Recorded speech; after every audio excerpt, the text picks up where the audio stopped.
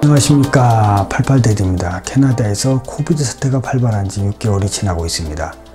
한동안 봉쇄 조치로 한산한 거리를 경험했고 7월 말부터 풀린 경제 해제 조치가 내리막으로 치닫던 경제를 조금씩 끌어올리고 있지만 계속되는 코로나 감염자 확산으로 소셜 디스텐싱을 준수하면서 제한적 영업 활동을 하고 있는 상황입니다.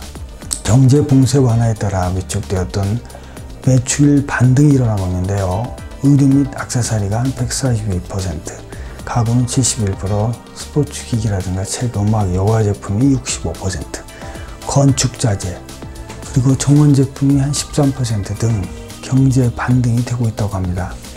이에 따라 26만 개의 일자리가 들어서 실업률이 7월에 10.9%에서 8월 10.2%로 약간 낮아지고 있습니다.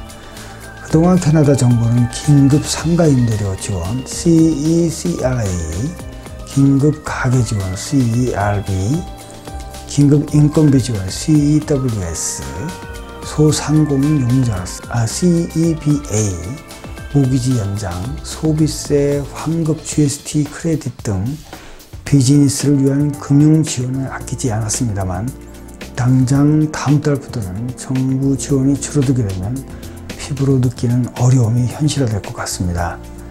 그동안 캐나다 정부가 내놓은 다양한 조치 중 가장 수혜 범위가 넓은 것이 CERB와 몰기지 납부 연기였습니다. 사주마다 $2,000씩 최대 28주까지 지원해주는 CERB는 8월 현재 총 860만 명이 넘는 사람들이 혜택을 받았고 수혜자 대부분이 이 두 가지 혜택으로 그동안 큰 불편 없이 기초생활을 유지할 수 있었다고 합니다. 그런데 처음 4회에서 7회까지로 연장된 CERB는 9월이면 종료가 되고 몰기지 납부 연기도 비슷한 시기에 마감됩니다. 가계 수입과 지출에서 큰 축을 담당했던 두 지원이 동시에 빠져버리면 그 충격은 상당한 수준으로 우리 생활 속으로 다가오지 않을까 심히 우려되는 상황입니다. 다행히 연방정부는 CERB를 진전된 이하 형태로 개선하는 것을 골자로 한 새로운 정책을 최근 발표했습니다. 이하의 혜택 대상이 되지 않는 자영업자와 임시직 근로자를 위한 CRB, 캐나다 리커버리 베니핏입니다. 비상 상황에 대응해서 장기화된 코로나 상황에서 국민들의 삶과 경제를 복구하기 위해 설계된 프로그램이라고 합니다. CRB가 끝나는 9월 27일부터 주당 400불까지 26주간 총 1,400불 수혜가 가능하다고 하는데요. 정부의 지원금만으로 경제 활성화를 기대할 수 없으므로 적극적인 노동과 경제 활동을 장려하라는 정책적 의지가 반영되었다고 합니다. 문제는 몰기지 납부 연기입니다. 6개월 몰기지 납부 유예 조치가 종료되면 어떻게 되는지에 대해 정부는 정책 판단이 안 서는 것 같습니다. 오히려 몰기지 심사 기준 강화라는 몰기지 정책 기조 강화가 우려되기도 합니다. 부동산 폭등 때문이겠죠. 다만 캐나다 경제에 미칠 파괴적인 영향을 감안해 볼 때 추가적인 연장이 기대되고 있습니다. 이러한 정부의 지원 정책들은 기본적 경제 활동에 도움이 되고 있습니다만 코비드로 인한 계속되는 재택근무, 온라인 수업, 국경 폐쇄, 이민자 입국 지원 등 경제의 활력의 핵심은 사로잡혀 있어 새로운 경제 시동은 간신히 숨만 쉬고 있을 뿐 한계를 보이고 있습니다. 현재 쇼핑몰, 식당 등 영업 활동을 재개해 영업을 하고 있는데요.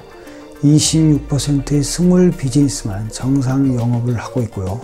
10개 중 6개 업체는 팬데믹이 끝나더라도 낮은 소비 형태를 보일 것으로 보고 있다고 합니다. 실제 올겨울 패티오를 열 수 없으면 식당 매상을 올리는 데 한계가 있고 그러다 보니 렌트비, 인건비를 감당할 수 없어 뱅크럽시라든가 클로즈를 고려하는 업체가 많을 것으로 정부는 예상하고 있습니다.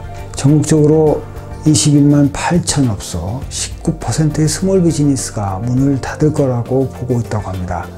우울한 전망입니다. 실제 토론토 블루와 스트리트에 40%의 스토어가 문을 닫았다는 기사도 있습니다. 그런데 희망적인 소식은 3차 임상 실험 중인 백신의 중간 결과에 따라 상용화를 앞당겨 11월부터 백신 공급이 예상된다는 소식이 있습니다. 제가 이전에 올린 영상에서 백신이 빠르면 9월에서 11월 대량 생산에 들어간다고 말씀드렸는데요. 예상이 급진적으로 현실화되고 있는 것 같습니다. 더 이상 경제가 망가지는 걸 원치 않는 각국 정부들은 백신 접종을 서두를 수밖에 없는 상황이라 예상보다 빠르게 코비드 사태의 종식은 그리 멀지 않은 것 같습니다. 백신 접종으로부터 코로나 종식 기간 동안 우리의 비즈니스를 어떻게 유지할 것인가에 대한가가 진짜 문제이고 우리는 여기에 모든 역량을 집중해야 할 것 같습니다. 현재 11월 백신 공급설로 모든 것이 정상화된다는 희망 투자가 주식시장에 나타나고 있는데요.